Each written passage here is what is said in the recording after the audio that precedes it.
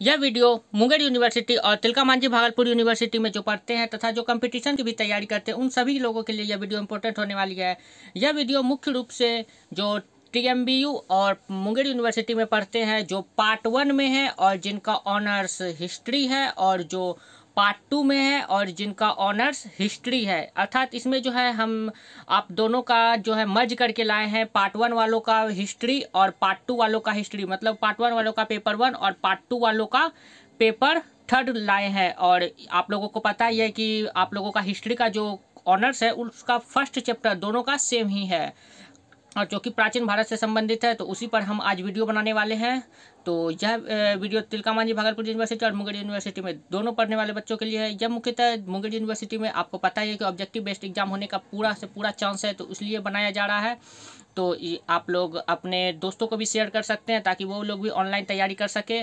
और इस वीडियो में हम लोग जो है पार्ट 1 जो हिस्ट्री लिए हैं और जो पार्ट 2 में हिस्ट्री लिए हैं पेपर 3 और पार्ट 1 वालों का पेपर 1 के बारे में बात करेंगे, उसी से सारे रिलेटेड क्वेश्चन रहेंगे। तो चलिए वीडियो शुरू करते हैं। तो सबसे पहला क्वेश्चन आप लोगों का है, प्राचीन कालीन भारतीयों में ऐतिहासिक बुद्धि।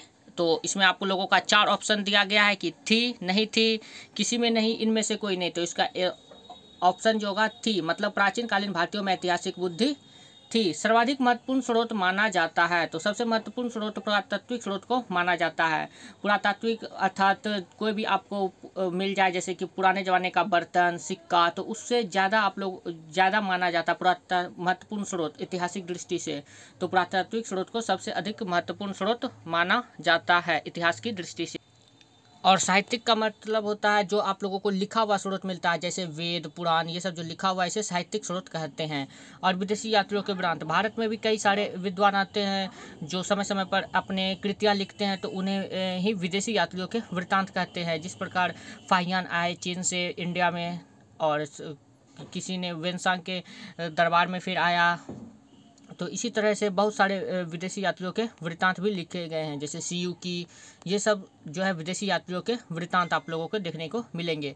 अब क्वेश्चन नंबर 3, पुराणों की संख्या है। तो पुराणों की संख्या जो है वो 18 है। पुराणों की संख्या कितनी? 18। ये क्वेश्चन जो है पार्ट 1 वालों का बहुत इंपॉर्टेंट क्वेश्चन है। पुराणों की संख्या है 18। वेदों की संख्या कितनी है? 4। कौन कौन है? ऋग्वेद, यजुर्वेद, अथर्ववेद, सामवेद। कौन कौन से वेद है? ऋग्वेद, यजुर्वेद, सामवेद, अथर्ववेद। निम्नलिखित में से महाकाव्य कौन सा है? तो महाकाव्य है रामायण। अगर इसमें महाभारत भी रहता तो महाभारत भी एक महाकाव्य है। रामायण और महाभारत ये दोनों जो है महाकाव्य है। पिटकों की भाषा क्या है? तो पिटकों की भाषा पाली है। देख लीजिए, एक क्वेश्चन से आप लोगों के कई क्वेश्चन कराए जा रहे हैं, बहुत फायदा करेगा आप लोगों को। वेदांगों की संख्या कितनी है? तो वेदांगों की संख्या 6 है। और पुराण अंधकूप में रश्मि का कार्य करते हैं, यह कथन किसका है? तो RS त्रिपाठी का। ये एक प्रमुख इतिहासकार है RS त्रिपाठी। इन्होंने ही कहा है कि पुराण अंधकूप में रश्मि का कार्य करते हैं। महाकाव्य की संख्या कितनी है? 2। कौन कौन से? अभी मैंने जस्ट ऊपर बताया, रामायण और महाभारत, ये दोनों महाकाव्य है। निम्नलिखित में से किस ग्रंथ की भाषा संस्कृत है? तो ये जो दीपवंश, महावंश, मिलिंद पानो, दिव्यावदान, ये चारों में जो है दिव्यावदान जो है, दिव्यावदान उस ये ग्रंथ की भाषा संस्कृत में है। अर्थशास्त्र की रचयिता कौन है? तो कौटिल्य। और कौटिल्य का दूसरा नाम क्या है? विष्णुगुप्त। एक और नाम क्या है कौटिल्य का? चाणक्य। चाणक्य, कौटिल्य, विष्णुगुप्त, ये सारे एक ही महापुरुष के नाम है, और जो कि चंद्रगुप्त मौर्य के प्रधानमंत्री थे और जिन्होंने नंदवंश के पतन के लिए नंदवंश के पतन इन्होंने ही करवाया था। बहुत ही अच्छे अर्थशास्त्री थे ये, राजनीतिज्ञ थे, सॉरी अर्थशास्त्री नहीं राजनीतिज्ञ थे। और इन्होंने एक पुस्तक लिखी थी जिसका नाम था अर्थशास्त्र। अर्थशास्त्र की रचयिता कौन है? कौटिल्य। और ये अर्थशास्त्र किस विषय पर है?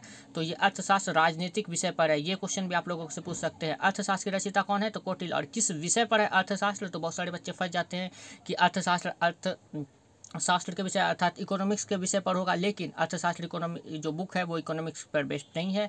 यह जो है जो पॉलिटिकल साइंस पर बेस्ड है, अर्थात राजनीति पर बेस्ड है। अर्थशास्त्र के रचयिता जो कौटिल्य है, इसकी पुस्तक जो है वो राजनीतिक शास्त्र पर बिलोंग करती है। तो अब नेक्स्ट क्वेश्चन देखते हैं। राष्ट्ररंगनी का लेखक कौन है? तो राष्ट्ररंगनी का लेखक कल्हण है। और इसमें कश्मीर के इतिहास के बारे में हमको जानकारी मिलती है। प्रारंभिक काल से लेकर कश्मीर के 1151 तक के काल के तक की जानकारी हमको राष्ट्ररंगनी से मिलती है। सबसे पुराना वेद कौन सा है? तो सबसे पुराना वेद ऋग्वेद है। सबसे पुराना वेद कौन सा है? सबसे पुराना वेद ऋग्वेद है। सबसे बाद का वेद कौन सा है? तो सबसे बाद का वेद अथर्ववेद है। सबसे पुराना कौन है? ऋग्वेद। और सबसे बाद का वेद अथर्ववेद। ओके। और ऋग्वेद के पढ़ने वाले ऋषि को क्या कहते हैं? तो होत्री। ऋग्वेद के पढ़ने वाले ऋषि को क्या कहते हैं? होत्री। ओके। और अथर्ववेद में जो है ना, ये किसके लिए है? तो इसमें जादू टोना तंत्र मंत्र सब के बारे में हमको जानकारी मिलती है। और इसकी रचना किसने की थी? तो अथर्वा ऋषि ने की थी। कुछ प्रमुख ब्राह्मण ग्रंथों के नाम बताए। तो कुछ प्रमुख ब्राह्मण ग्रंथ के नाम है ऐत्रेय, शतपथ, पंचविश, गोपथ। ये सब ब्राह्मण ग्रंथ के नाम हुए। कुछ प्रमुख उपनिषदों के नाम लिखे। तो उपनिषद में बृहदारण्यकोपनिषद, छांदोग्य, ये सारे उपनिषद हैं आप लोगों के। 6 वेदांगों के नाम बताए। तो शिक्षा, ज्योतिष, व्याकरण, कल्प, निरुक्त, छंद। टोटल कितने वेदांग हैं? 6। आप लोगों को पिछले जस्ट अभी मैंने बताया था वेदांगों की संख्या कितनी है? 6। तो कौन कौन है? शिक्षा, ज्योतिष, कल्प, व्याकरण, निरुक्त और छंद। प्रमुख स्मृतियों के ग्रंथों के नाम लिखे। तो एक मनु स्मृति है और एक याज्ञवल्क्य स्मृति है, जो कि सबसे महत्वपूर्ण स्मृतियों में से एक है। प्रमुख महाकाव्यों का नाम बताया। तो महाकाव्य तो की संख्या 2 है, जो कि महाभारत एवं रामायण है। ये भी आप लोगों को पहले बता दिया था। किस पिटक में मठ में रहने वाले भिक्षुओं के लिए आवश्यक निर्देश है? तो विनय पिटक, ये बौद्ध धर्म से संबंधित है। और इसी में मठ में रहने वाले भिक्षुओं के लिए आवश्यक निर्देश दिए गए हैं। किस पिटक में बुद्ध के उपदेशों का सार है? तो बुद्ध का जो अपना उपदेश दिए थे उस सभी का सार हमको मिलता है सूत्र पिटक से। ये दोनों क्वेश्चन बहुत ही ज़्यादा इंपॉर्टेंट है आप लोगों के लिए। किस पिटक में मठ में रहने वाले भिक्षुओं का वर्णन किया गया है? तो विनय पिटक। और पूछेगा बुद्ध के उपदेशों का वर्णन किस पिटक में दिया गया है? तो सूत्र पिटक। टोटल 3 पिटक है। कौन कौन पिटक है? 3 पिटक। विनय पिटक, सूत्र पिटक और एक है अभिदम्भ पिटक, जिसके बारे में बाद में आप लोगों को बताया जाएगा।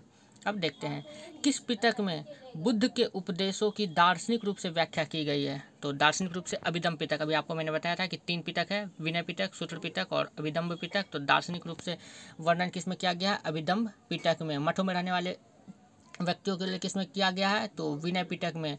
और बुद्ध का जो ज्ञान है उसका वर्णन किस में किया गया है? तो सूत्र पिटक में। ओके। और अभिदम्भ पिटक में दार्शनिक विचारों से संबंधित ये ग्रंथ है।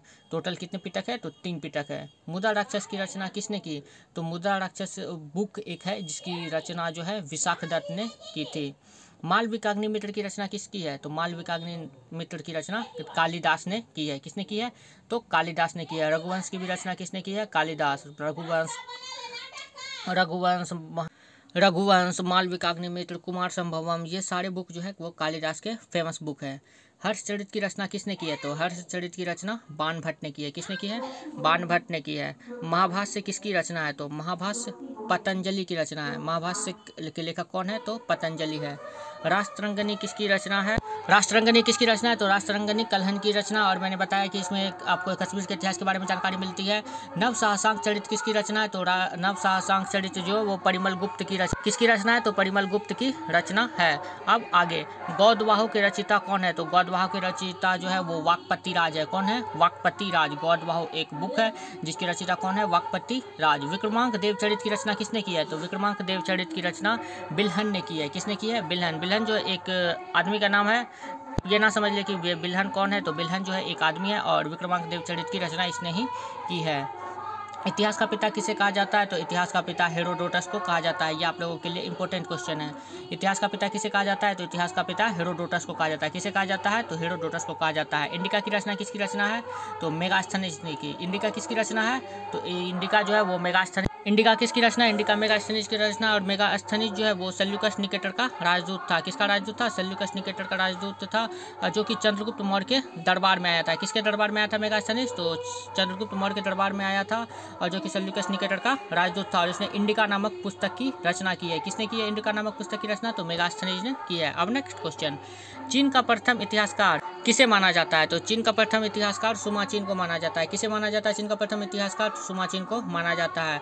वेनसांग की जीवनी किसके द्वारा लिखी गई है? वेनसांग की जीवनी हुई ली के द्वारा लिखी गई है। किसके द्वारा लिखी गई है? वेनसांग की जीवनी हुई ली के द्वारा लिखी गई है। और ये चाइनीज थे। कहाँ के थे? चाइनीज। हुईली। वेनसांग की जीवनी किसके द्वारा लिखी गई है? हुईली के द्वारा। तो आज हम लोगों ने 33 क्वेश्चन किया है पार्ट 1 वालों का, और पार्ट 2 वालों का तो पहले से ही कई क्वेश्चन आप लोगों को करवा दिए हैं। कम से कम आप लोगों को 250 क्वेश्चन प्लस आप पहले से करवा दिए हैं, और फिर आज 33 क्वेश्चन हो गए हैं। और 250 प्लस नहीं आप लोगों के क्वेश्चन हुए होंगे। तो इस प्रकार से आप लोगों का बहुत सारे क्वेश्चन हो गया है। नेक्स्ट वीडियो आएगा तो आप उससे जो है पार्ट 1 वालों का अलग वीडियो बनेगा और पार्ट 2 वालों का अलग वीडियो बनेगा। तो आप लोग चैनल पर बने रहे। और इसका PDF आप लोगों को जो है 10 अप्रैल 2022 को आपको इसका PDF अवेलेबल कर दिया गया है टेलीग्राम चैनल पर। डिस्क्रिप्शन में जाकर आप टेलीग्राम चैनल लिंक ज्वाइन कर सकते हैं। बैकग्राउंड में आपको म्यूजिक सुनाई दे रही होगी दुर्गा जी का भक्ति का। आप लोगों को पता ही है कि अभी जो है वो चल रहा है, तैयार दुर्गा पूजा चल रहा है तो उस और मेला लगता है 3-4 दिन, तो इसलिए वीडियो बनाने में बहुत प्रॉब्लम होती है। नहीं तो अभी तक में इकोनॉमिक्स ऑनर्स का भी वीडियो प्रोवाइड कर दिया जाता, लेकिन इसी कारण से अभी तक इकोनॉमिक्स ऑनर्स का वीडियो प्रोवाइड नहीं किया जा रहा है। तो नेक्स्ट वीडियो जल्द ही आप लोगों का हिस्ट्री ऑनर्स का लाया जाएगा। आगे का क्वेश्चन अभी आप लोगों का गेस्ट पेपर का पूरा एनालिसिस कर दिया गया है पार्ट 2 वालों का, और पार्ट 1 वाले का भी देखते हैं किस प्रकार होता है। और पार्ट 1 वाले का अब नए सिरे से जो है वो वीडियो बनेगा, नए नए क्वेश्चन उन लोगों को देखे जाएंगे और पार्ट 2 वालों को भी नए नए क्वेश्चन देखने को मिलेंगे। तब हम लोग 1500 क्वेश्चन कर पाएंगे। तो अब मिलते हैं नेक्स्ट वीडियो में। आप लोग टेलीग्राम चैनल डिस्क्रिप्शन में जाकर अवश्य ज्वाइन करें, क्योंकि कोई भी न्यूज़ आपको सबसे पहले टेलीग्राम चैनल पर ही अपडेट की जाती है। तो आप लोग टेलीग्राम चैनल पर जरूर ज्वाइन हो, क्योंकि पर पल की अपडेट वहाँ पर आपको मिलती है कि क्या हो रहा है, क्यों हो रहा है। और आपको वीडियो बनाने में थोड़ा प्रॉब्लम हो जाता है और सारी जानकारी वीडियो में कभी कभी भूल जाते हैं, तो टेलीग्राम चैनल पर आपको वो जानकारी मिल जाती है। तो आप लोग टेलीग्राम चैनल अवश्य ज्वाइन करें, और जो वीडियो आप लोगों को प्रोवाइड कराई जाती है तो आप लोग टेलीग्राम चैनल अवश्य ज्वाइन करें। टेलीग्राम चैनल पर आप लोगों को पल पल की अपडेट मिलती है। तो मिलते हैं नेक्स्ट वीडियो में। वीडियो देखने के लिए बहुत बहुत धन्यवाद। Thank you.